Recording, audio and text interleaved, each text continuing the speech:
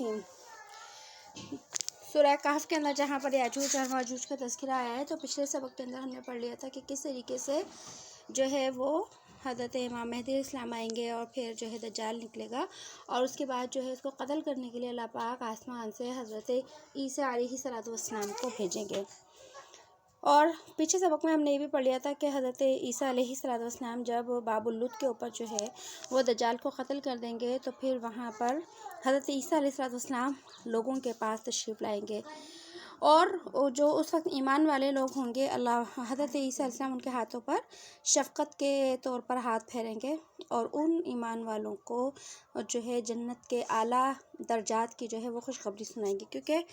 دجال کے دور کے اندر جو لوگ ایمان کے اوپر ثابت قدم رہیں گے ان کا ایمان انتہائی درجے کا اونچا ہوگا، اس لیے ایک نبی کی زبان سے جو ہے انہیں اعلیٰ درجات کی جو ہے خوشخبری دی جائے گی۔ اس کے بعد آتا ہے روایت میں آپ کو روایت ہی سنا رہی تھی، اسی روایت کو آگے جو ہے سناتی ہوں، بتاتی ہوں کہ حضرت عیسیٰ علیہ السلام جب تشریف لائیں گے دجال کو قتل کر دیں گے، تو پھر جو ہے حضرت عیسیٰ علیہ السلام کی جو حکومت ہوگی وہ قائم ہو جائے گی، خلافت قائم ہو جائے گی ان کی۔ تو پھر جو ہے اسی حال کے اندر جو ہے امن اور امان ہوگا، تو اللہ تعالیٰ کا پھر حکم ہوگا کہ میں اپنے بندوں میں سے ایسے لوگوں کو نکالوں گا جن کے مقابلے میں کسی کی طاقت نہیں ہوگی۔ عیسیٰ علیہ السلام اس وقت موجود ہوں گے، پھر اللہ کی طرف سے حکم آئے گا کہ اب وہ قوم نکلنے والی ہے جس کے اب مقابلہ کرنا کسی کے بس کی بات نہیں ہے، اور پھر اللہ پاک حضرت عیسیٰ علیہ السلام کو حکم دیں گے کہ آپ جتنے بھی ایمان والے مرد اور عورتیں ہیں ان کو جمع کر کر کوہ طور کے اوپر لے جائیں، جس کوہ طور کا ذکر ہم نے پہلا قرآن کریم میں پڑھا کہ حضرت موسیٰ علیہ السلام کو وہاں پر نبوت ملی تھی، تو عیسیٰ علیہ السلام کو حکم دیا جائے گا کہ سارے ایمان والوں کو جمع کر کے کوہ طور کے اوپر لے جاؤ، تو حضرت عیسیٰ علیہ السلام تمام لوگوں کو، ایمان والوں کو کوہ طور کے اوپر لے جائیں گے۔ اس کے بعد جو ہے اللہ پاک یاجوج اور ماجوج کو کھول دیں گے، جس یاجوج ماجوج کا ذکر ہم نے پڑھا کہ ذوالقرنین جو بادشاہ تھے انہوں نے سد سکندری جو ہے بنوائی اور ان کو قید کر دیا تھا، تو اللہ کے حکم سے وہ دیوار جو ہے وہ کھلے گی، اور ان کی جو ہے وہ بڑی تیزی کے ساتھ جو ہے وہ اس جگہ سے کیا کریں گے، نکلیں گے، ہر ٹیلے سے، ہر بلندی سے وہ تیزی سے بھاگتے ہوئے پھسلتے ہوئے نظر آئیں گے، اور ان کی تعداد اس قدر ہوگی انسانوں کے مقابلے میں کہ جو ان کا آگے والا لشکر ہوگا جب وہ کسی دریا کے پاس سے گزرے گا، اور دریا کا بھی ذکر آتا ہے، دریا کا نام بحر قبریہ، یہ بھی سمندر کا ایک حصہ ہے بحر قبریہ، تو اس جگہ سے جب وہ گزریں گے تو اس کا پانی پی کر ایسے کر دیں گے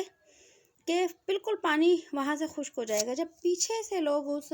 بحیرہ سے گزریں گے پانی کی جگہ سے، تو وہ اس دریا کی جگہ کو خشک دیکھ کر کہیں گے کہ یہاں کبھی پانی تھا، یعنی پانی بالکل نام و نشان مٹ جائے گا، صرف پانی کے آثار باقی رہیں گے، جیسے مٹی گیلی ہوتی ہے اس طرح کوئی پانی کا صرف نام و نشان رہے گا، وہ کہیں گے یہاں کسی دور میں شاید کبھی پانی ہوتا ہوگا، اس قدر جو ہے وہ ان کی تعداد ہوگی۔ اور پھر حضرت عیسیٰ علیہ السلام اور ان کے جو ایمان والے جو ساتھی ہوں گے وہ سب کوہ طور کے اوپر جمع ہو جائیں گے، پناہ لیں گے، اور اس کے علاوہ جو دوسرے مسلمان ہوں گے جو حضرت عیسیٰ علیہ السلام کے ساتھ جا سکیں گے وہ ان کے ساتھ چلے جائیں گے، اور باقی جو دوسرے مسلمان بچیں گے دنیا کے دوسرے حصوں میں تو وہ اپنے قلعے اور محفوظ جگہوں میں پناہ لے لیں گے ان یاجوج اور ماجوج سے بچنے کے لیے، اور کھانے پینے کا سامان جو ہے وہ ذخیرہ کر لیں گے کہ پتہ نہیں کتنے وقت کے لیے جو ہے انہیں وہاں پر پناہ لینی پڑے، تو آتا ہے کہ کھانے پینے کا سامان بھی رکھیں گے، مگر وہ کھانے پینے کا جو ہے سامان بھی کم پڑ جائے گا، کھانے پینے کا سامان کم پڑ جائے گا، تو آتا ہے روایت میں کہ ایک بیل کے سر کو 100 دینار سے بہتر سمجھا جائے گا۔ 100 دینار ایک بہت بڑی رقم ہوتی ہے، 100 سونے کے سکے، کہ اگر کسی شخص کو ایک بیل کا سر خریدنے کے لیے، بیل کا سر ایک مثال دی ہے، مراد ہے کہ کھانے پینے کی اشیاء جو ہے اتنی ان کی قلت ہو جائے گی کہ لوگ سونے کے عوض بھی جو ہے کھانے پینے کی اشیاء کو تلاش کریں گے۔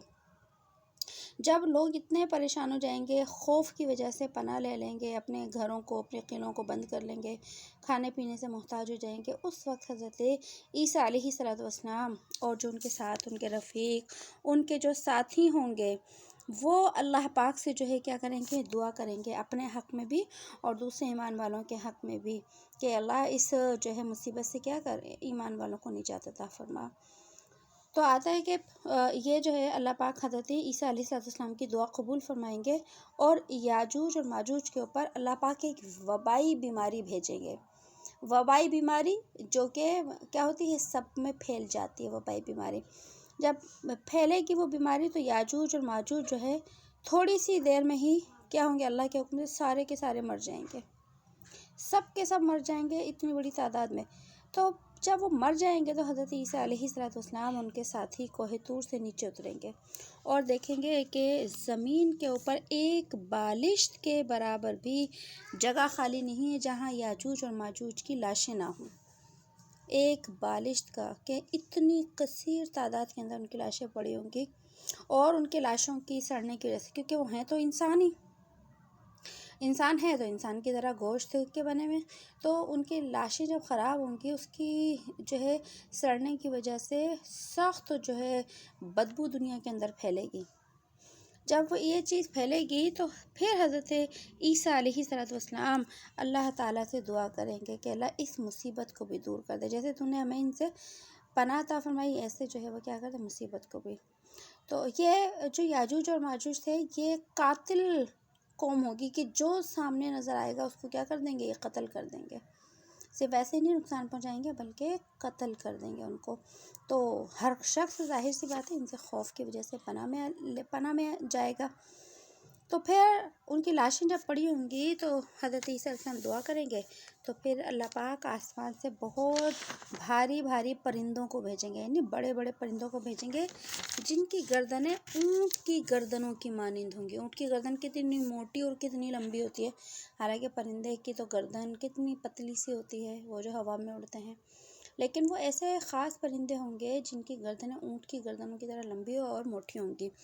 اللہ ان کو بھیجے گا اور ان کو یاجوج اور ماجوج کی لاشوں کو اٹھانے کا کام دیا جائے گا، کہ وہ ان کی لاشوں کو اٹھائیں گے اور جہاں اللہ کی مرضی ہوگی وہاں پھینک دیں گے۔ بعض روایت میں آتا ہے کہ ان کی لاشوں کو اٹھائیں گے اور پانی میں ڈال دیں گے، دریا میں ڈال دیں گے۔ بہرحال اللہ جہاں چاہیں گے ان کی لاشوں کو ڈالا جائے گا، پھر اللہ تعالیٰ آسمان سے بارش برسائیں گے، اور کوئی شہر، کوئی جنگل، کوئی علاقہ ایسا نہیں ہوگا جہاں وہ بارش نہ ہوگی،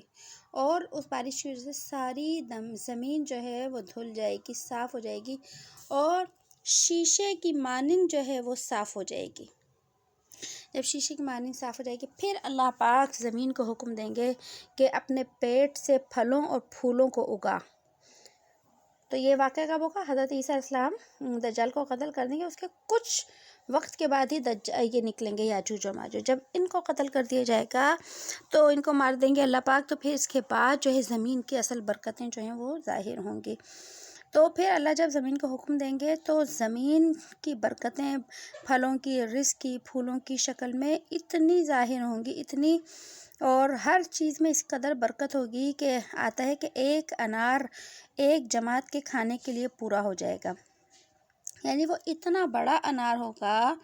کہ اس کو پوری ایک جماعت، ایک گھر کے لوگ مل کر ایک انار جو ہے وہ کھا لیں گے۔ ابھی تو دیکھیں پھل چھوٹے سائز کے ہوتے ہیں، مزید چھوٹے ہوتے جا رہے ہیں، لیکن یہ ہے کہ برکت ہوگی کہ وہ پھل اتنے بڑے بڑے ہوں گے،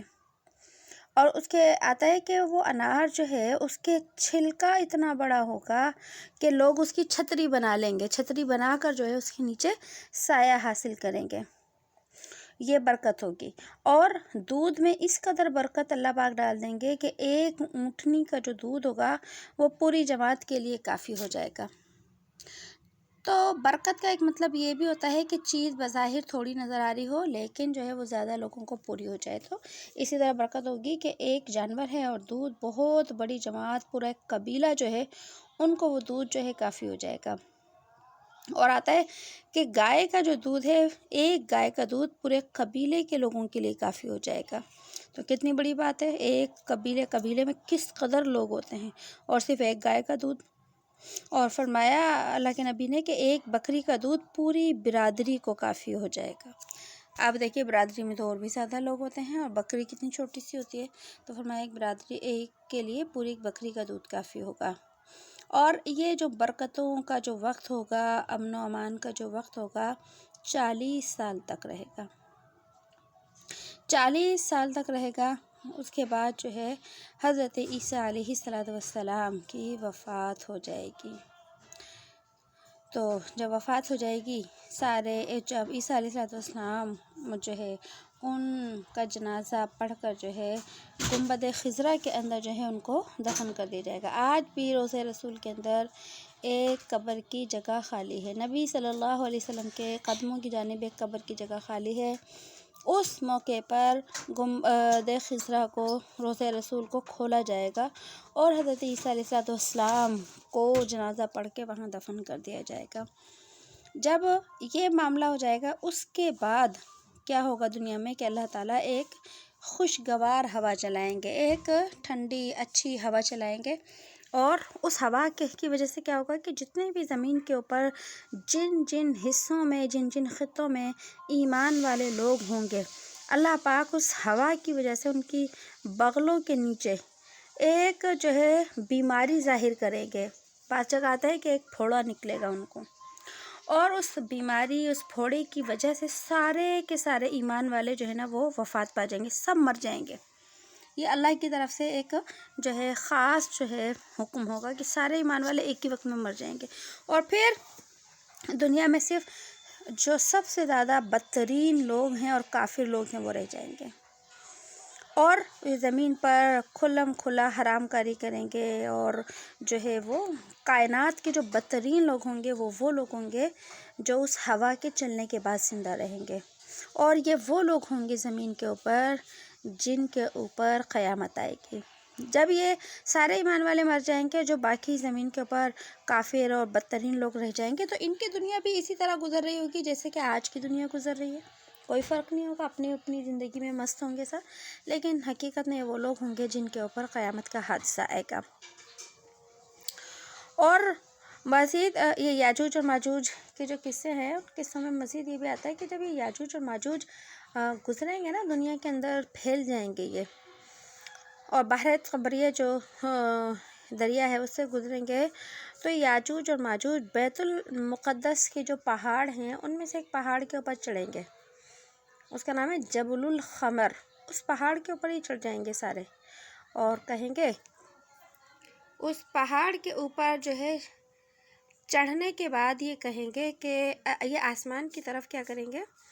تیر چلائیں گے، پہاڑ کے اوپر چڑھیں گے اور جو ہے کہیں گے آسمان کی طرف ہوا میں تیر چلائیں گے، اور کہیں گے ہم نے زمین کے سارے لوگوں کو قتل کر دیا، اب جو ہے ہم آسمان والوں کو قتل کریں گے۔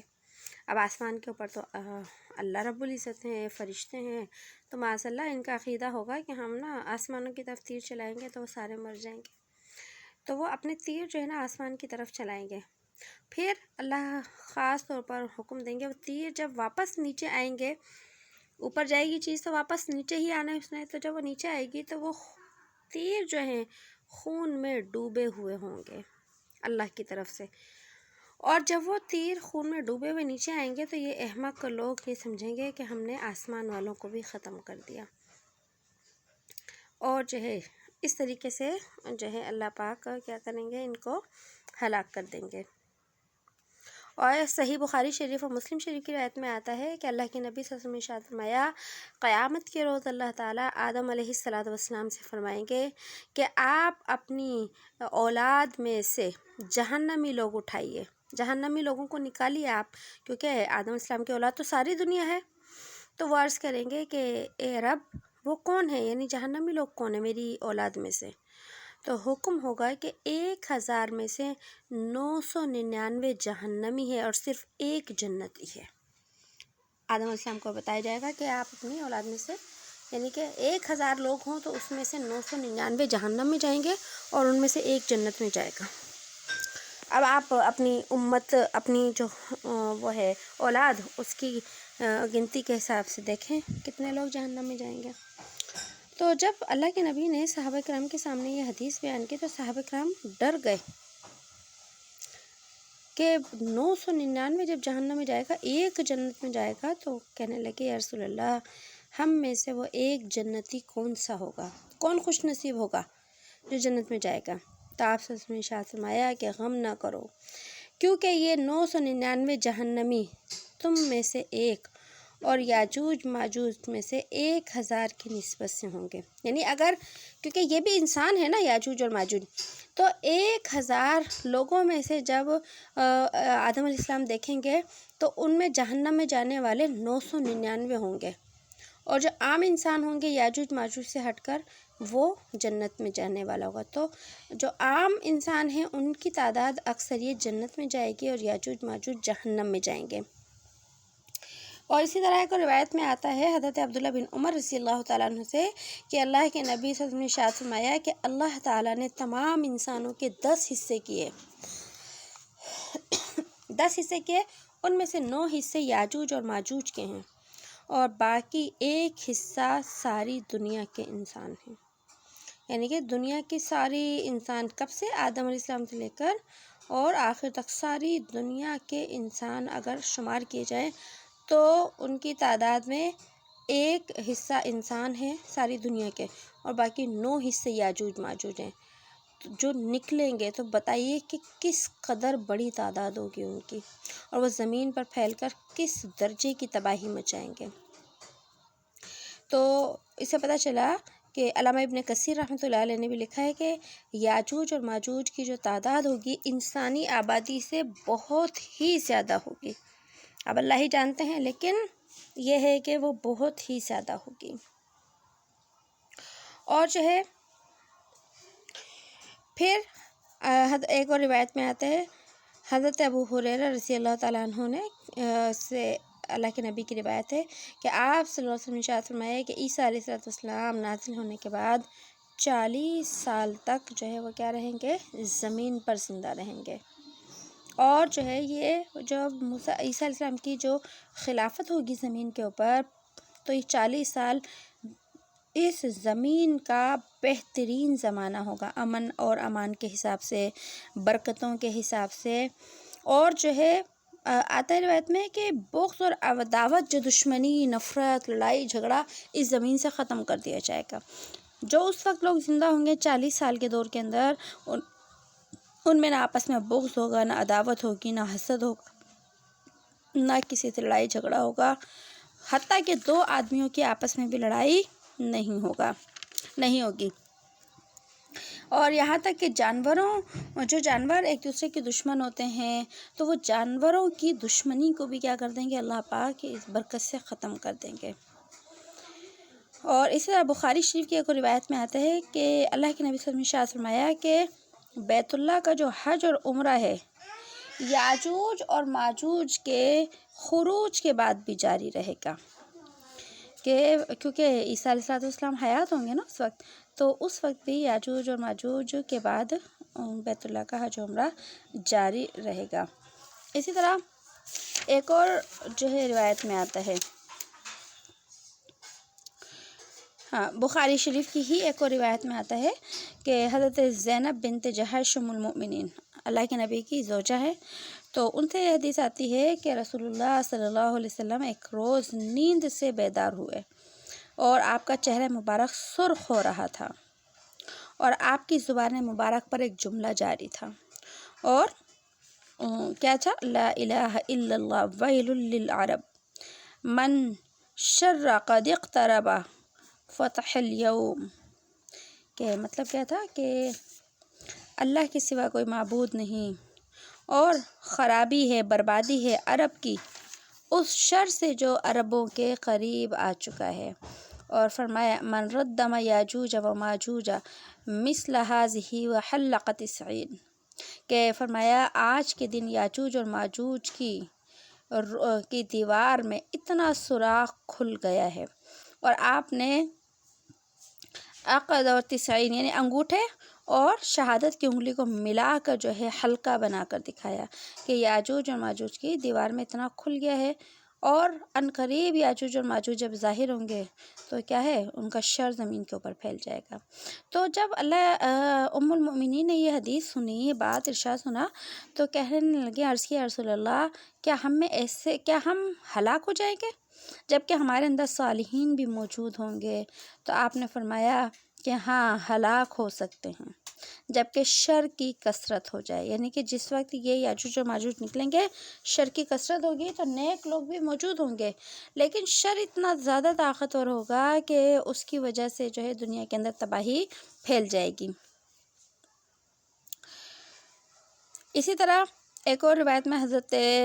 ابو ہریرہ رضی اللہ تعالیٰ عنہ کی روایت ہے، جس کو ترمذی نے، ابن ماجہ نے نقل کیا ہے کہ اللہ کے نبی صلی اللہ علیہ وسلم کا فرمان ہے کہ یاجوج اور ماجوج ہر روز سد ذوالقرنین کو کھودتے رہتے ہیں، یعنی وہ جو دیوار بنائی تھی نا، سیسہ پلائی ہوئی دیوار، اس کو کھودتے ہیں، یہاں تک کہ اس آہنی دیوار کے آخری حصے کے اتنے قریب پہنچ جاتے ہیں، اس کو اتنا وہ جو ہے توڑ دیتے ہیں یا اس کو کسی طریقے سے جو ہے اس کو کھود لیتے ہیں، اتنا قریب پہنچ جاتے ہیں کہ اس کے پار جو دوسری طرف روشنی نظر آتی ہے، روشنی جو ہوتی ہے وہ بھی نظر آتی ہے، وہ روشنی دنیا کی ہی روشنی ہوتی ہے ظاہر ہے، کیونکہ وہ دنیا میں ہی ہے سد سکندری، تو وہ روشنی انہیں نظر آنے لگتی ہے، تو پھر وہ یہ کہہ کر جو ہے وہاں سے پلٹ جاتے ہیں کہ باقی کو کل کھود کر پار کریں گے، مگر اللہ تعالیٰ پھر جب صبح آتے نا تو اللہ اس دیوار کو ویسے ہی مضبوط اور درست کر دیتے ہیں۔ اگلے روز پھر وہ نئی محنت کے ساتھ اور نئے جذبے کے ساتھ اس دیوار کو کھودنے کے لیے آتے ہیں، اور پھر کھودتے رہتے ہیں، جب آخر تک پہنچ جاتے ہیں پھر کہتے ہیں کہ کل کھودیں گے، تو یہ کھودنے کا جو سلسلہ ہے اور اللہ کی طرف سے اس دیوار کے واپس صحیح ہونے کا جو سلسلہ ہے اس وقت تک جاری رہے گا جب تک کہ اللہ پاک ان کو نکالنے کا ارادہ نہیں فرمائیں گے، اور جب ان کے نکلنے کا وقت آئے گا تو اس وقت جو ہے ان کی جو محنت ہوگی اللہ کے حکم سے آخری حد تک پہنچ جائے گی، اور کس طرح کہ جب وہ آخری دن ہوگا نا ان کی دیوار کا تو وہ کہیں گے اگر اللہ نے چاہا تو کل ہم اس دیوار کو پار کر لیں گے، کیونکہ وہ انسان تھے اور ان کے پاس بھی جو ہے دین کا علم، دین کی دعوت گئی تھی، تو ان میں سے ہو سکتا ہے کہ کچھ لوگ جو ہے اللہ کے اوپر کیا رکھتے ہوں، ایمان رکھتے ہوں، تو وہ اللہ کا نام لیں گے کہ اگر اللہ نے چاہا تو ہم اس کو پار کر لیں گے، تو جب وہ اللہ کے نام کو لیں گے اور گویا کہ اللہ کے حکم کے اوپر، اللہ کی مرضی کے اوپر جو ہے وہ کر دیں گے تو اللہ کی طرف سے توفیق ہو جائے گی، اور اگلے روز جب وہ آئیں گے تو دیوار کا باقی حصہ اپنی پرانی حالت کے اوپر ملے گا، یعنی کہ وہ جیسے اللہ روز صحیح کر دیتے ہیں وہ نہیں ہوگی، اور اس کے بعد وہ اس دیوار کو مزید کھود کر توڑ دیں گے اور دیوار کو جو ہے وہ پار کر لیں گے۔ اب یہ اللہ پاک نے جو ہے انسانوں کے لیے ایک بہت بڑی آزمائش بنائی ہے، اور جو ہے اس حدیث میں جو ہے اللہ پاک نے جو ہے وہ کچھ جو نشانیاں بیان کی ہیں کہ وہ روز آتے ہیں، کھودتے ہیں، لیکن جو ہے وہ کھود نہیں پاتے، پھر اللہ پاک دوبارہ اس کو صحیح کر دیتے ہیں۔ دیکھیے اس میں 3 طرح کی نشانیاں ہیں، ایک طرح سے جو ہے نا وقت کے نبی کے معجزات اللہ نے دکھائے، سد سکندری وہ کیوں نہیں توڑ پاتے، کہ اللہ تعالیٰ نے ایک تو یہ کہ ان کے ذہنوں کو اس طرف نہیں متوجہ کیا کہ اگر وہ یہ یاجوج ماجوج کی قوم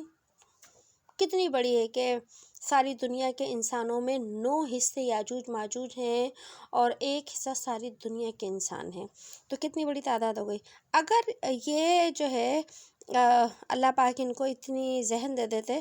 تو یہ اپنی دیوار کو کھودنے کا کام رات اور دن جو ہے جاری رکھتے، اتنی بڑی قوم تھی، رات اور دن کی ڈیوٹیاں لگا لیتے اور جو ہے رات اور دن 24 کے 24 گھنٹے دیوار کو توڑنے میں لگے رہتے تو بہت جلدی توڑ لیتے، لیکن اللہ نے ان کو یہ سوچنے کی طاقت نہیں دی۔ دوسرے، اگر اللہ نے ان کے ذہنوں کے اندر یہ بات بھی نہیں آنے دی کہ یہ دیوار کے اوپر چڑھنے کی کوشش کریں، کیونکہ ان کی اس قدر تعداد تھی کہ اس دیوار کو توڑنے کے لیے یقیناً بہت جدید آلات سے کام لیتے ہیں، کیونکہ دیکھیں آج دنیا سائنس کی جس ترقی کے اوپر پہنچ چکی ہے تو یہ یاجوج اور ماجوج اسی سائنسی دور کے اندر نکلیں گے، تو ہو سکتا ہے کہ یہ جو ہے یہ لوگ آلات سے اگر مدد لیتے اور اس کے اوپر چڑھنے کی کوشش کرتے تو یہ بہت جلد جو ہے دیوار کو کیا کر لیتے، پار کر لیتے۔ اسی طریقے سے اللہ نے ان کو یہ توفیق نہیں دی، اسی طرح اللہ نے ان کو انشاءاللہ کہنے کی توفیق اس سے پہلے نہیں دی۔ پتہ نہیں جب سے یہ سد ذوالقرنین بنی ہے ہزاروں سال ہو چکے ہوں گے، جب سے یہ دیوار کو کھود رہے ہیں، انہوں نے کبھی انشاءاللہ نہیں کہا، لیکن جب ان کے نکلنے کا وقت آئے گا تو یہ انشاءاللہ کہیں گے۔ تو اسی کی برکت کی وجہ سے کیا ہوگا، یہ جو ہے وہ دیوار ٹوٹ جائے گی اور دنیا کے اوپر کیا ہے، مصیبت آ جائے گی۔ تو یہ اس سارے جو ہے قصے سے معلوم کیا ہوا کہ یاجوج اور ماجوج عام انسان ہی ہیں، انسانوں کی طرح، اور یہ حضرت نوح علیہ السلام کے بیٹے یافس کی اولاد میں سے ہیں۔ اور یاجوج ماجوج جو ہیں یہ کیا ہے، بہت زیادہ قتل و غارت گری کرنے والے وحشی لوگ ہیں۔ اور اس دور میں جب سد سکندری نہیں بنی تھی، اس دور کے اندر بھی یہ دنیا کے اندر بہت زیادہ تباہی مچاتے تھے، اور جو ہے پھر ان کا راستہ روک دیا گیا۔ اسی کے ساتھ ساتھ یہ بھی پتہ چلا ہے کہ یاجوج اور ماجوج جو ہیں پوری دنیا کے انسانوں کی تعداد میں 9 گنا ہیں، اور ایک حصہ جو ہے انسان ہے باقی۔ اسی طرح ان روایت سے ہمیں بھی پتہ چلا کہ یاجوج اور ماجوج کی جو قومیں ہیں وہ سد ذوالقرنین سے روک دی گئی ہیں، قیامت کے قریب جو ہے یہ نکلیں گی، اور جو ہے حضرت عیسیٰ علیہ السلام کے دور میں جو ہے نکلیں گے۔ اور اسی طریقے سے جو ہے اس سے ان روایات سے ہمیں بھی پتہ چلا کہ جب سد ذوالقرنین ٹوٹے گی، یہ دیوار ٹوٹے گی، تو اس وقت یاجوج اور ماجوج کی بے پناہ جو قومیں ہیں نا، پہاڑوں کی بلندیوں سے اتریں گی، کیونکہ ہم نے پیچھے پڑھا تھا نا کہ جب حضرت ذوالقرنین جو ہیں وہ شمال کی طرف متوجہ ہوئے کہ اب اس طرف کا سفر کریں، تو وہاں 2 پہاڑوں کے درمیان میں انہیں کچھ ایسے لوگ ملے جنہوں نے کہا تھا کہ ہم جو ہے کیا ہے، ایک قوم سے پریشان ہیں، آپ چندہ لے لیجیے اور ہمارے درمیان اور ان کے درمیان روک بنا دیجیے، آڑ بنا دیجیے۔ پیچھے سبق کے اندر ہم نے پڑھا تھا۔ تو شمال کا جو علاقہ ہے نا دنیا کے اندر، وہاں پہاڑوں کی تعداد بہت زیادہ ہے۔ شمال کے حصے میں تقریباً پہاڑ ہیں، اور بہت اونچا پہاڑی سلسلے اللہ پاک نے اس حصے میں بنائے ہیں۔ تو جب شمال کے حصے سے یاجوج اور ماجوج کی قوم نکلے گی تو وہاں پہاڑوں کی بلندیاں ہی ہوں گی، تو پہاڑوں کی بلندیوں سے یہ لوگ جو نا بھاگتے ہوئے نیچے اتریں گے، اور جب یہ وہاں سے آبادی اس طرف ہے، شمال کے پہاڑوں کے اس طرف دنیا کی آبادی ہے، تو جب یہ وہاں سے قید سے آزاد ہوں گے، یہ بھاگتے ہوئے جو ہے دنیا کی آبادی کے اندر آئیں گے، کیونکہ یہ تو ہے ہی وحشی قوم ہوگی ایک، تو یہ عام جو انسانی آبادی ہوگی نا اس پر ٹوٹ پڑیں گے برے طریقے سے، اور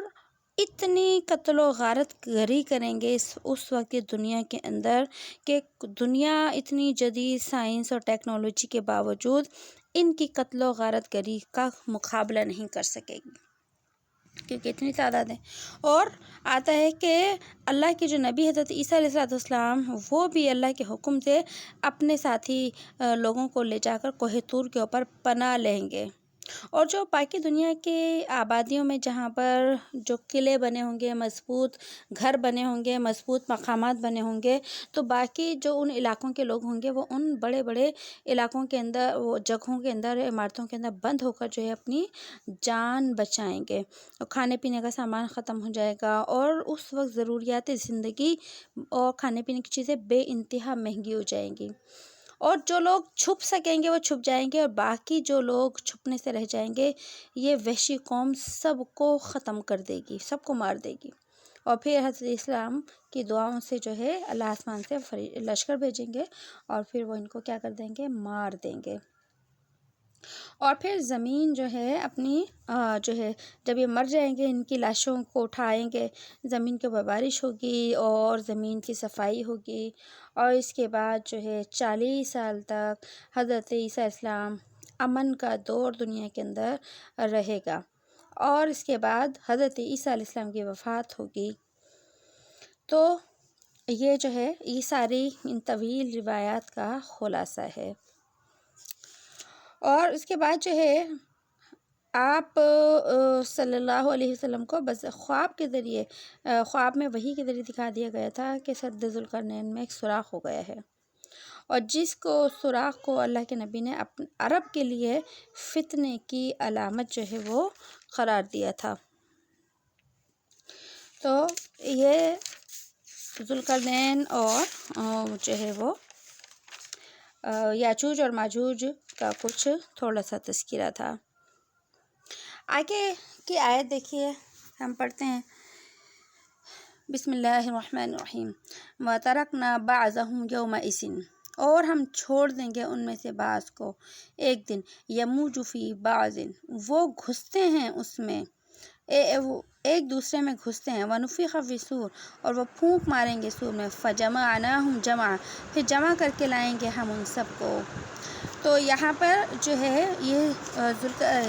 یاجوج اور ماجوج کا ہی تذکرہ ہے کہ اللہ فرما رہے ہیں کہ جس دن جو ہے دیوار کے گرنے کا وقت آئے گا، یومئذ، اس دن سے مراد وہی دیوار کے گرنے کا وقت ہے، تو اس دن یاجوج اور ماجوج کا خروج ہوگا، نکلیں گے، تو وہ ان کی تعداد اتنی ہوگی کہ وہ ایک دوسرے میں مل جائیں گے، سب ایک دوسرے میں مل جائیں گے۔ یہ کثرت کی طرف اللہ پاک نے اشارہ کیا ہے کہ جب بہت بڑی تعداد ہوتی ہے اور سب بھاگنے کی فکر میں ہوتے ہیں تو کیا ہوتا ہے، ہر ایک دوسرے سے آگے بڑھنے کی جو ہے فکر میں ہوگا۔ اور پھر آگے اللہ نے فرمایا وَنُفِخَ فِي الصُّورِ، پھر ہم پھونکیں گے سور میں۔ اب یہاں قیامت کا تذکرہ ہے کہ جب ان کو ختم کر دیا جائے گا اور بدترین لوگوں کے اوپر جب قیامت آئے گی تو سور کے اندر پھونکا جائے گا اور سور کی وجہ سے ساری کائنات زیر و زبر ہو جائے گی۔ پھر اللہ نے فرمایا ہے کہ ہم جمع کریں گے، جمع کرنے سے مراد ہے حشر کے میدان کے اندر جو ہے سارے انسانوں کو جمع کیا جائے گا۔ اور آگے فرمایا وَعَرَضْنَا جَهَنَّمَ يَوْمَئِذٍ لِّلْكَافِرِينَ عَرْضًا، اور ہم دکھائیں گے یا پیش کریں گے جہنم کو اس دن کافروں کے اوپر، عرضا، ان کے سامنے، کہ جس جہنم کا انکار کرتے تھے آج دیکھ لو یہ جہنم تمہارے سامنے ہے، اس جہنم سے تم نے بچنے کا کوئی سامان نہیں کیا۔ آگے اللہ نے فرمایا الذین کانت اعینہم فی غطاء عن ذکری، جن کی آنکھوں پہ، الذین کانت، وہ لوگ جن کی آنکھوں پر، فی غطاء، پردہ تھا، عن ذکری، میری یاد سے، وکانوا لا یستطیعون السمع، اور وہ نہیں سن سکتے تھے، کہ جو لوگ نبی کی نبوت کے آ جانے کے بعد بھی جو ہے ان کی آنکھوں پر پردہ تھا کہ ان کو نبی نظر ہی نہیں آتے تھے، قرآن نظر نہیں آتا تھا، غفلت کا پردہ ان کی آنکھوں پہ پڑا تھا، اور جو ہے میرے ذکر سے مراد ہے میری بندگی سے، میرے دین سے، میرے احکام سے، میری وحدانیت سے، سارے ہی معنی اس کے اندر آئیں گے۔ ذکر کا مطلب صرف وہ تسبیحات نہیں ہوتی، بلکہ ذکر سے مراد یہاں سارا دین ہے، وحدانیت ہے سب سے پہلے۔ اور اللہ نے فرمایا ہے کہ وہ دیکھنے اور سننے کی طاقت ہی نہیں رکھتے تھے، کیونکہ جب ان کے پاس دین آیا انہوں نے ٹھکرا دیا تو اللہ نے ان کی صلاحیت کو ہی کیا کر دیا، پھر ختم کر دیا سزا کے طور پر۔ اور آگے فرمایا افحسب الذین کفروا ان یتخذوا عبادی من دونی اولیاء، کیا گمان کرتے ہیں وہ لوگ جو کافر ہیں کہ بنا لیں گے میرے بندوں کو میرے سوا اولیاء، اپنا حمایتی۔ انا اعتدنا جہنم للکافرین نزلا، بے شک ہم نے تیار کر کے رکھا ہے جہنم کو کافروں کے لیے مہمانی کی جگہ۔ قل هل ننبئکم بالاخسرین اعمالا، اے نبی قل، آپ کہہ دیجئے، کیا ہم بتائیں تم کو کہ تم نے بہت سے کام کیے خسارے کے، کہ ہم بتائیں تم کو جو اعمال کے اعتبار سے بالکل خسارے کے، یعنی نقصان کا سودا کیا تم نے۔ الذین، واللہ، سعیہم، وہ لوگ جو گمراہ ہو گئے اپنی کوشش میں، فی الحیات الدنیا، دنیا کی زندگی میں، یا وہ لوگ جن کی کوششیں بھٹکتی رہیں دنیا کی زندگی کے اندر، وَهُمْ يَحْسَبُونَ أَنَّهُمْ يُحْسِنُونَ صُنْعًا،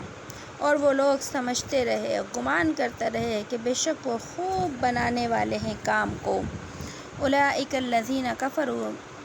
بِآيَاتِ رَبِّهِمْ، وہ لوگ جو کافر ہیں، جن لوگوں نے انکار کیا اپنے رب کی آیات کا، وَلِقَائِهِ، اور اس سے ملاقات کا، فَحَبِطَتْ أَعْمَالُهُمْ، پس برباد ہو گئے ان کے اعمال، فَلَا نُقِيمُ لَهُمْ يَوْمَ الْقِيَامَةِ وَزْنًا،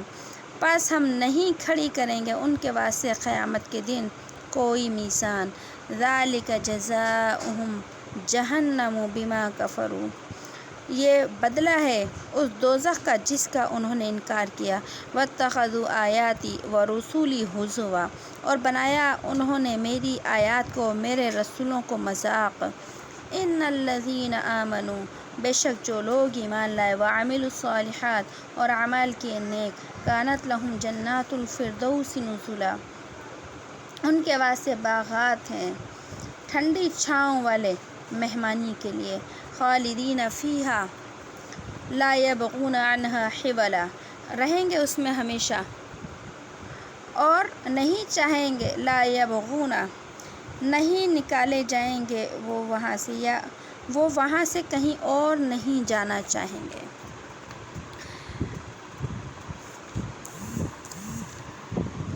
یہاں سے اللہ رب العزت نے جو ہے پھر ان لوگوں کا ذکر کیا کہ جو کہ اللہ کے ساتھ کیا کرتے ہیں، شرک کرتے ہیں۔ افحسب الذین کفروا، کہ جو لوگ کافر ہیں، تو یہ کفر کرنے والے، یہ پجاری، یہ اللہ کے علاوہ چھوڑ کر انہوں نے بہت سے لوگوں کو معبود بنا لیا، تو ان کا انجام بیان کیا کہ جنہوں نے میرے بندوں کو معبود بنایا۔ عبادی، یہاں عبادی کا جو لفظ ہے اس سے مراد فرشتے بھی ہیں، انبیاء علیہ الصلوۃ والسلام ہیں، کیونکہ مشرکین مکہ نے فرشتوں کو اللہ کی بیٹیاں بنایا تھا۔ اسی طرح یہودیوں نے حضرت عزیر علیہ السلام کو اللہ کا بیٹا بنایا، اور عیسائیوں نے حضرت عیسیٰ علیہ السلام کو اللہ کا بیٹا اور حضرت مریم کو اللہ کی بیوی بنایا اور ان کی پوجا کرتے تھے۔ تو اللہ اس آیت میں کافروں کے یہی فرقے مراد ہیں کہ ان سب نے جو ہے اللہ کی مخلوق کو کیا کر لیا، اللہ کے ساتھ شریک کر لیا۔ تو اللہ نے فرمایا ہے کہ یہ جو شریک کرتے ہیں تو قیامت کے دن ان کا انجام کیا ہے، انا اعددنا جہنم، کہ ہم نے ان سب کے لیے جو ہے وہ مہمان نوازی تیار کی، مہمان نہیں کریں گے، ان کی مہمان نوازی کریں گے لیکن جو ہے جہنم کے اندر لے جا کر۔ یہاں پر ان کی جو ہے توہین کے لیے یہ الفاظ استعمال کیے گئے، نزولا، مہمان نوازی۔ حالانکہ مہمان نوازی تو اچھائی کے لیے ہوتی ہے، یہ تو جہنم کی سزا کی جگہ ہے، لیکن اللہ نے ان کے اوپر جو ہے ایک ان کی کمزوری کو بیان کرنے کے لیے فرمایا کہ تمہاری مہمان نوازی ہوگی لیکن جہنم میں لے جا کر۔ اور پھر آگے فرمایا کہ ہم تمہیں بتائیں گے بالاخسرین اعمالا، کہ ہم تمہیں تمہارے نقصان والے اعمال، خسارے والے اعمال کا بتائیں گے۔ اخسرین اعمال سے کیا مراد ہے کہ ہر وہ کام جس کو انسان نیک سمجھ کر کرے لیکن اللہ کی نظر میں وہ کام نیک نہ ہو تو وہ اعمال ہیں خسارے والے۔ اب دیکھیے بہت سارے ایسے کام ہیں جن کو آج کے دور میں بھی نیکیاں سمجھ کر کیا جا رہا ہے، لیکن حقیقت میں نہ اللہ کی نظر میں وہ نیکیاں ہیں، نہ اللہ کے نبی صلی اللہ علیہ وسلم کی عمل میں کیا ہے، نیکیاں ہیں۔ ہر وہ کام جو کہ اللہ اور اللہ کے نبی کی نظر میں نیک نہ ہو وہ الاخسرین اعمال ہے۔ دیکھیے بدعات جو ہوتی ہیں ان کو انسان جو ہے نیکی سمجھ کر کرتا ہے، لیکن حقیقت کے اندر وہ بدعات ساری کی ساری کیا ہوتی ہیں، برائی ہوتی ہیں، گناہ ہوتی ہیں۔ اس لیے فرمایا کہ تم نے جن کاموں کو نیک سمجھ کر جد و جہد کی، محنت کی، ہم تمہیں وہ دکھائیں گے کہ تم نے وہ فضول محنت کی، تمہیں جو ہے معلوم ہی نہیں تھا کہ حق کیا ہے اور باطل کیا ہے۔ آج دیکھیے ایک چھوٹی سی مثال دے رہی ہوں، اب جیسے ربیع الاول کا مہینہ آتا ہے، ربیع الاول کے مہینے میں کتنی زیادہ بدعات، حتیٰ کہ ماشاء اللہ اب تو نبی صلی اللہ علیہ وسلم کی سالگرہیں منائی جاتی ہیں، کیک کٹنگ ہوتے ہیں، عیدی تقسیم ہوتی ہے۔ شیطان نے اتنے راستے گناہوں کے دکھا دیے کہ ہر شخص جو ہے وہ کیا کر رہا ہے، ان گناہوں کے کام کو کر رہا ہے، بڑا ثواب سمجھ کر کر رہا ہے۔ حقیقت میں الاخسرین اعمال کے اندر ہیں کہ یہ سارے کام وہ ہیں جن کو اللہ کی نظر میں جن کی کوئی حیثیت اور کوئی اہمیت اور کوئی وقت نہیں ہے۔ اللہ نے فرمایا ہے کہ ہم تمہیں دکھائیں گے تمہارے اعمال۔ اور آگے فرمایا الذین، جن لوگوں جو لوگ گمراہ ہو گئے اپنی کوشش میں، فی الحیات الدنیا، دنیا کی زندگی میں بڑی محنت کی کہ وہ اچھا کام کر رہے ہیں، اپنے خیال کے اندر اچھا کام کر رہے ہیں، یہ بھی نہیں کی، لیکن حقیقت میں اللہ نے فرمایا الذین ضل، گمراہ ہیں وہ لوگ جو اپنی مرضی کا دین چاہتے ہیں، اپنی مرضی سے دین کے اوپر عمل کرتے ہیں، اپنی مرضی سے دین کے حکم اور کام جو ہے ایجاد کر لیتے ہیں، اللہ نے فرمایا کہ نہیں، یہ دنیا کی زندگی میں گمراہ لوگ ہیں۔ وَهُمْ یحسبون، اور وہ گمان کرتے ہیں، انہم یحسنون صنعا، کہ بے شک وہ خوب کام کر رہے ہیں، خوب اچھے کام کر رہے ہیں۔ دیکھیے کتنی واضح آیات ہیں۔ دین ہمیشہ وہی ہے جو اللہ نے بتایا، نبی اسلام نے کر دکھایا، نبی کے صحابہ نے ہم تک پہنچایا، وہ دین ہے۔ بس انسان جب اپنی مرضی کی زندگی گزارتا ہے، اپنی مرضی سے گناہ تو کر لیتا ہے، اور گناہ کو گناہ سمجھ کر کرتا ہے تو توبہ کی توفیق بھی مل جاتی ہے، لیکن جب وہ کسی غلط کام کو ثواب سمجھ کر کرتا ہے تو یہ بہت بڑا جو ہے گناہ بھی ہے اور بہت بڑی آزمائش بھی ہے، کیونکہ انسان پھر اس گناہ کو جو کر رہا ہے نیکی سمجھ کر، وہ جو ہے اس کے اوپر کبھی توبہ نہیں کرتا، کبھی شرمندہ نہیں ہوتا۔ جیسے میں نے آپ کو مثال بتائی، نبی علیہ الصلوۃ والسلام کے نام پر ربیع الاول میں کیا کچھ ہوتا ہے، تو اس طرح کے ہماری عام زندگی کے اندر بھی معاملات ہوتے ہیں، لہٰذا ہمیں موقع محل کے حساب سے علماء کرام سے رہنمائی لینی چاہیے کہ کیا اس موقع پر یہ کام کر سکتے ہیں یا ہم نہیں کر سکتے، کیونکہ کسی بھی کام کو اگر ہم دین سمجھ کے کریں گے اور وہ دین کا حصہ نہیں ہوگا، ہم ثواب کی امید سے کریں گے اور وہ دین کا حصہ نہیں ہوگا، الاخسرین اعمالا کے اندر کو کہ گناہ ہے اور ہم ثواب سمجھ کر کر رہے ہیں۔ اس کے بعد اللہ پاک نے فرمایا اولئک الذین کفروا، جو لوگ کافر ہیں اپنی رب کے کہ قرآن آیا انہوں نے انکار کیا، نبی آیا انہوں نے انکار کیا، اللہ کی طرف سے حکم آیا انہوں نے انکار کیا، انہوں نے قرآن کا، اللہ کا، نبی کا، نبوت کا، سب چیزوں کا انکار کیا، اور ولقائہ، اللہ سے ملاقات کا بھی انکار کیا۔ اللہ سے ملاقات کا انکار کا مطلب ہے کہ قیامت کے دن جی اٹھنے کا انکار کیا، کہ اسلام کا تو عقیدہ ہے کہ قیامت کے دن انسان زندہ ہوگا اور اللہ سے ملاقات ہوگی، اللہ کو حساب کتاب دینا ہوگا، تو وہ تو انکار کرتے تھے کہ حساب کتاب ہی نہیں ہے، کچھ حساب کتاب نہیں ہے اور کوئی ملاقات نہیں ہے، کچھ نہیں۔ تو اللہ نے فرمایا کہ جو اللہ سے ملاقات کا انکار کرتے ہیں فَحَبِطَتْ أَعْمَالُهُمْ، تو ان کے اعمال ضائع ہو گئے۔ اگر انہوں نے دنیا کے اندر کوئی نیک کام کیے بھی، کسی کے ساتھ خیر خواہی کی، کسی کی مدد کی، کسی کے ساتھ اچھائی کا معاملہ کیا، تو آخرت میں ان کے ان اچھے اعمال کا سرے سے کوئی بھی بدلہ نہیں ہے، اور وہ جو بڑے بڑے کام دنیا میں کر کے آتے تھے، اب دیکھیے غیر مسلم ہیں کتنے بڑے بڑے چیریٹی کے کام کرتے ہیں، فلاحی کام کرتے ہیں، ہاسپٹل بنوا دیا، یہ کروا دیا، وہ کروا دیا، تو ان کے ایسے نیک کاموں کا جو اسلام میں بھی نیک سمجھے جاتے ہیں، تو ان کا دنیا میں تو انہیں بدلہ دے دیا جاتا ہے، خوشحالی، مال، فراوانی، لیکن آخرت میں ان کے ان اعمالوں کا کوئی بھی جو ہے وزن نہیں ہوگا اور کوئی بھی فائدہ نہیں ہوگا، کیونکہ آخرت میں ہر وہ عمل کام آئے گا جس کے ساتھ ایمان ہوگا۔ ایمان پہلے ہے، اعمال بعد میں ہیں، ان کے پاس اعمال تھے لیکن ایمان نہیں تھا، تو اس لیے اللہ نے فرمایا کہ قیامت کے دن ان کے اعمال کا کوئی بھی جو ہے وہ وزن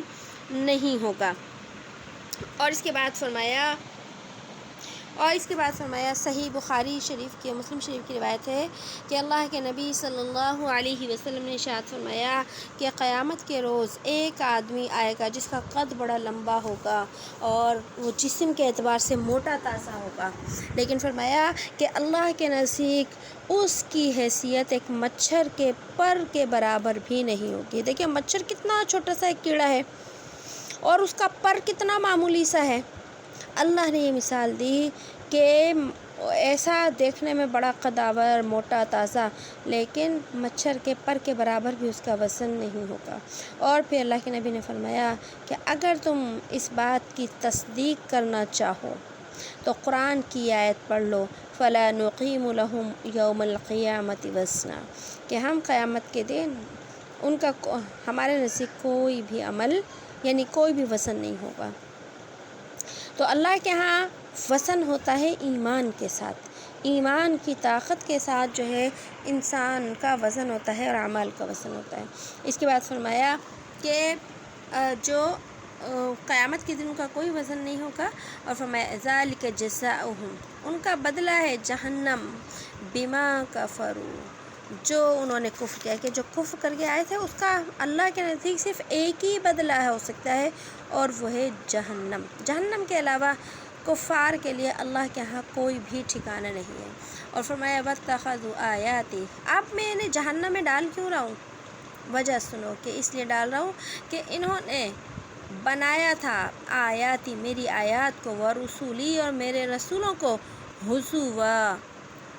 مذاق بنا لیا تھا، کہ میرے دین کو انہوں نے مذاق بنا لیا تھا، میرے رسول کی تعلیمات کو انہوں نے کیا کر لیا تھا؟ مذاق بنا لیا تھا۔ ہم بہت ساری مکی صورتیں دیکھیں پڑھ کر آ چکے ہیں جہاں پر ہم نے بار بار یہ پڑھا تھا کہ کافروں کا ایک طریقہ یہ تھا کہ وہ دین کا مذاق اڑایا کرتے تھے، اور نبی صلی اللہ علیہ وسلم کا وہ مذاق اڑایا کرتے تھے، اور کبھی شاعر کہتے، کبھی مجنون کہتے، معاذ اللہ، کبھی پاگل کہتے، کبھی دیوانہ کہتے۔ تو اللہ کو تو اپنے نبی کی توہین، نبی تو کیا ایک عام انسان کی توہین کرنے کو منع کیا گیا ہے، وہ تو پھر نبیوں کے نبی تھے، وہ تو خاتم النبیین، سراج المنیر، اور جو ہے رحمت للعالمین تھے۔ ان کا مذاق اڑانا، ان کے اوپر مذاق اڑانا اللہ کیسے برداشت کر لیتے؟ اللہ نے جگہ جگہ قرآن کریم کی آیت کو نازل کیا کہ ان بدبختوں کی سزا جہنم اس وجہ سے بھی کہ صرف یہی نہیں کہ انہوں نے مجھے نہیں مانا، نہیں، انہوں نے میری آیات کا انکار کر لیا تھا۔ انکار کیا؟ مذاق اڑایا تھا۔ ایک ہی انکار کرنا، ایک ہی مذاق اڑانا۔ تو پتہ چلا کہ دین کا مذاق اڑانا یہ کافروں کا شیوا ہے۔ دین کا مذاق اڑانا انسان کو کفر تک بھی لے جاتا ہے، اور اب پیغمبر کی پیغمبری تو موجود ہے، لیکن اب پیغمبر بظاہر دنیا کے اندر موجود نہیں ہے، آپ کی وفات ہو چکی ہے، لیکن آپ کی نبوت تو باقی ہے۔ اب آپ کے دنیا سے تشریف لے جانے کے بعد جو آپ کے نائبین ہیں، جو اللہ والے ہیں، ان کا مذاق اڑانا بھی اسی طریقے سے بے دینی ہے۔ اللہ کے نبی نے کیا فرمایا؟ العلماء ورثۃ الانبیاء، کہ میری امت کے علماء انبیاء کے وارث ہوا کرتے ہیں۔ اب کیا ہے کہ جی لوگ علماء کا مذاق اڑاتے ہیں، کوئی داڑھی کا مذاق اڑا رہا ہے، کوئی ان کے لباس کا مذاق اڑا رہا ہے، کوئی ان کی کسی چیز کا، سارے لوگ نہیں ہیں لیکن ایسے ہمارے ہاں بے دین طبقے موجود ہیں، لبرلز ہمارے ہاں ایسے موجود ہیں جو علماء کے کارٹون بناتے ہیں، علماء کا جو ہے نا ایک معاشرے سے بالکل گری ہوئی مخلوق سمجھتے ہیں ان کو۔ تو یہ چیزیں جو ہے نا، دین کا مذاق یا دینداروں کا مذاق اڑانا انسان کو کفر تک بھی لے جا سکتا ہے۔ تو اس لیے اللہ نے فرمایا کہ سنو، ان کے جہنم میں جانے کی ایک بہت بڑی وجہ یہ تھی کہ وَاتَّخَذُوا آیَاتِی وَرُسُولِی ہُزُوًا، کہ انہوں نے میری آیات اور میرے رسول کو مذاق بنا لیا تھا، تو اس لیے ان کی سزا صرف جہنم ہے۔ اور آگے فرمایا ان الذین آمنوا، کہ جو لوگ ایمان لائے اور اعمال کیے نیک۔ اب دیکھیے جہنمی لوگوں کا تذکرہ تھا تو فوراً اللہ نے جنتی لوگوں کا جو ہے وہ کیا کر دیا؟ تذکرہ فرما دیا کہ جو ایمان لائے، ایمان شرط ہے پہلی، ایمان کے بغیر اللہ کے ہاں قبولیت نہیں ہے، اعمال۔ اور اس کے بعد فرمایا کہ ان کے لیے لہم جنات الفردوس نزلا، ان کی جو میں مہمان نوازی کروں گا وہ جنت الفردوس کے اندر کروں گا۔ جنت کے اللہ نے 100 درجات بنائے ہیں، اور نبی علیہ السلام کو جنت کے جس حصے میں رکھا جائے گا وہ جنت الفردوس ہے، اور اللہ کا دیدار انسان کو جس جنت میں حاصل ہوگا وہ جنت عدن ہے۔ لیکن جنت الفردوس کا مقام اعلیٰ ہے کیونکہ وہاں نبی علیہ السلام موجود ہوں گے، اور فردوس جو ہے یہ باغ کے معنی میں بھی آتا ہے، سرسبز باغات، اور یہ جنت کا نام بھی ہے جنات الفردوس، یعنی سرسبز و شاداب باغات۔ دیکھیں دنیا کے اندر جہاں گرینری ہو، سرسبز چیزیں ہوں، درخت ہوں، ہریالی ہو، گھاس ہو، تو وہاں انسان کا کتنا دل لگتا ہے، اس کی طبیعت جو ہے نا اچھی ہو جاتی ہے، طبیعت فریش ہو جاتی ہے اس کی۔ دنیا میں خوبصورت نظارے اللہ پاک نے اسی لیے رکھے ہیں کہ انسان وہاں جاتا ہے تو فریش ہوتا ہے۔ تو اللہ پاک نے جنت کو پورا ایسے ہی بنایا ہے، اتنا حسین اللہ نے جنت کو بنایا ہے کہ انسان اس کا تصور کر ہی نہیں سکتا۔ اور جنت کو جنت کہتے ہی اس لیے ہیں کہ جنت کیا ہے؟ ایک باغ ہے، بہت بڑا باغ ہے، اور باغات کے اندر جانے کے بعد انسان کی طبیعت بڑی جو ہے خوش ہوتی ہے، اس لیے فرمایا جنات الفردوس، کہ تم سرسبز باغات کے اندر رہو گے۔ بخاری شریف کی روایت میں آتا ہے کہ اللہ کے نبی صلی اللہ علیہ وسلم نے ارشاد فرمایا کہ تم جب بھی اللہ سے جنت مانگو تو جنت الفردوس مانگو، کیونکہ جنت کا سب سے اعلیٰ درجہ، سب سے افضل درجہ جو ہے وہ جنت الفردوس ہے، کیونکہ جنت الفردوس کے اوپر ہی رحمان کا عرش ہے، اللہ کا عرش، اللہ کے عرش سے سب سے قریبی جو جنت ہے وہ جنت الفردوس ہے، اور اسی جنت الفردوس سے جنت کی ساری نہریں نکلتی ہیں۔ جنت کے اندر جو 4 نہریں ہیں وہ 4 نہریں نکلتی ہی جنت الفردوس سے ہیں۔ اور اس کے بعد اللہ پاک نے فرمایا خالدین فیہا، تم ہمیشہ جنت کے اندر رہو گے، جنت سے تمہیں کوئی نکال نہیں سکتا۔ دنیا سے تو تم سے جو ہے تمہیں نکالا جاتا ہے، یا پھر موت آتی ہے تو سارے گھر والے مل کر نکال دیتے ہیں، لیکن جنت ایسی مقام ہے، ایسی جگہ ہے کہ وہ ہمیشہ ہے، اورثتموہا، تمہیں میں نے جنت کا وارث بنا دیا۔ اور فرمایا وتشتہی لکم، جو تم چاہو گے وہ ہوگا، خالدین فیہا، تم ہمیشہ اس کے اندر رہو گے، کبھی نکالے نہیں جاؤ گے اس کے اندر سے۔ کتنی بڑی نعمت ہے، انسان کو ایک محل دے دیا جائے، ایک طرف ایک جھونپڑی دے دی جائے، محل کے لیے کہا جائے 100 سال کا تیرا ہے، جھونپڑی کے لیے کہا جائے کہ ہمیشہ کے لیے تیری ہے۔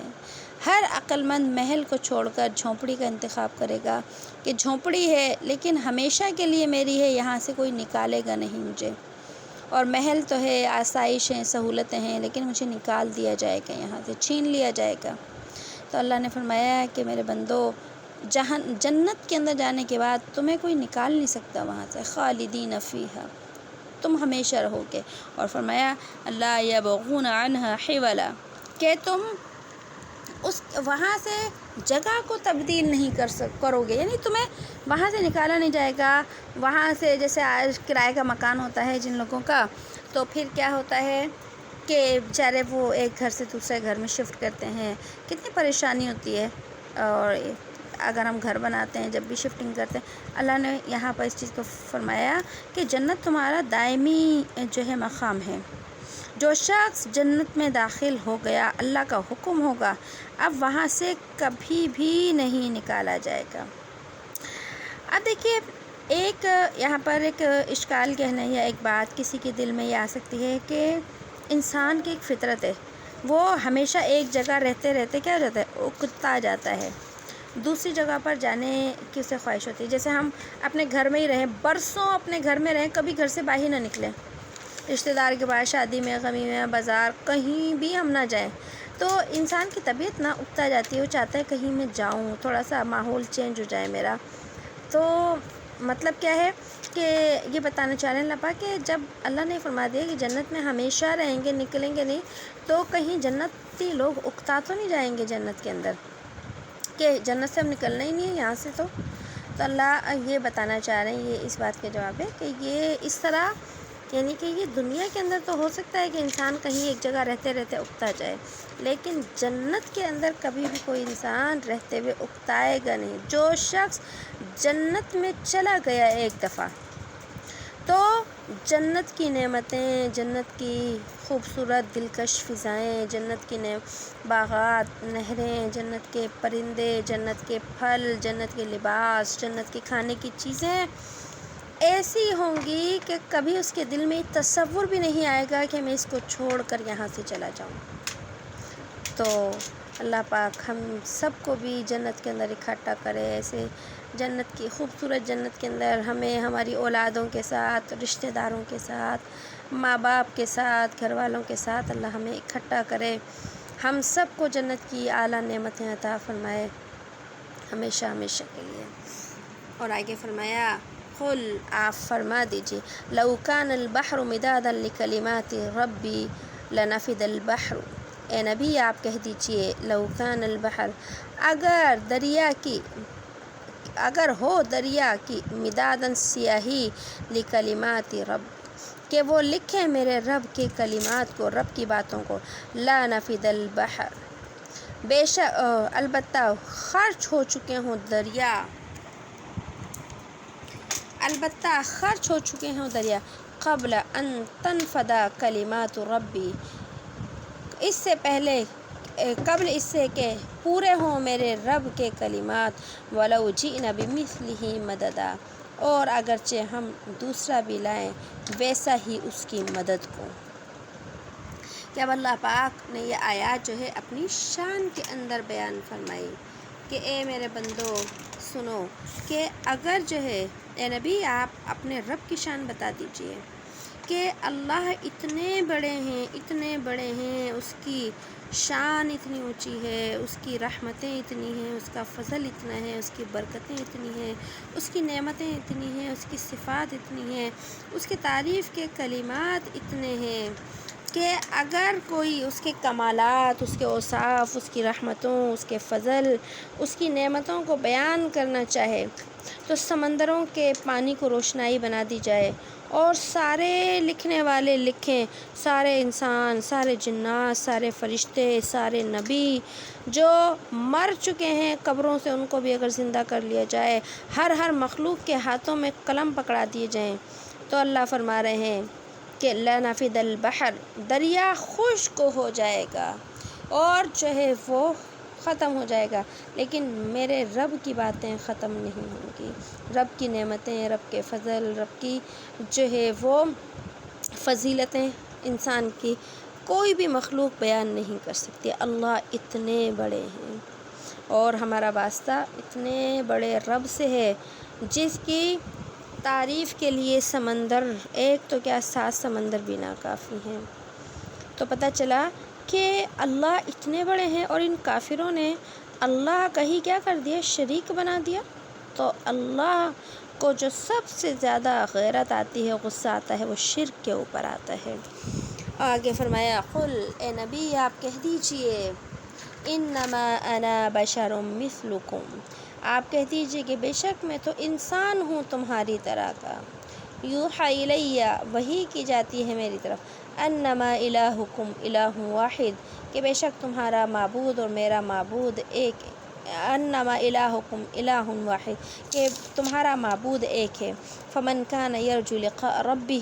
فلیعمل عملا صالحا، پر جو شخص امید رکھتا ہے اپنے رب سے ملاقات کی، فلیعمل عملا صالحا، پس اس کو چاہیے کہ وہ عمل کرے نیک، ولا یشرک بعبادت ربہ احدا، اور وہ نہیں شریک کرے اپنے رب کے ساتھ عبادت میں کسی ایک کو۔ تو اب اللہ نے فرمایا کہ اے نبی آپ ان کو یہ بتا دیجئے کہ میں تمہاری طرح انسان ہوں۔ اس قرآن کریم کی آیت سے دیکھیں ان لوگوں کو بھی پھر جواب ملتا ہے جو نبی علیہ السلام کے بشر ہونے کے، انسان ہونے کے قائل نہیں ہیں بلکہ نور ہونے کے قائل ہیں۔ وہ کہتے ہیں نبی علیہ السلام نور ہیں، خالی انسان نہیں ہیں۔ تو آپ علیہ السلام انسان ہی تھے، آپ کے اوصاف، آپ کی صفات جو تھیں وہ نورانی تھیں، اور لیکن آپ جسم اطہر کے حساب سے کیا تھے، انسان ہی تھے۔ اللہ نے یہاں پہ فرما دیا آپ ان کو کہیے میں انسان ہوں، لیکن مجھ میں اور تم میں فرق کیا ہے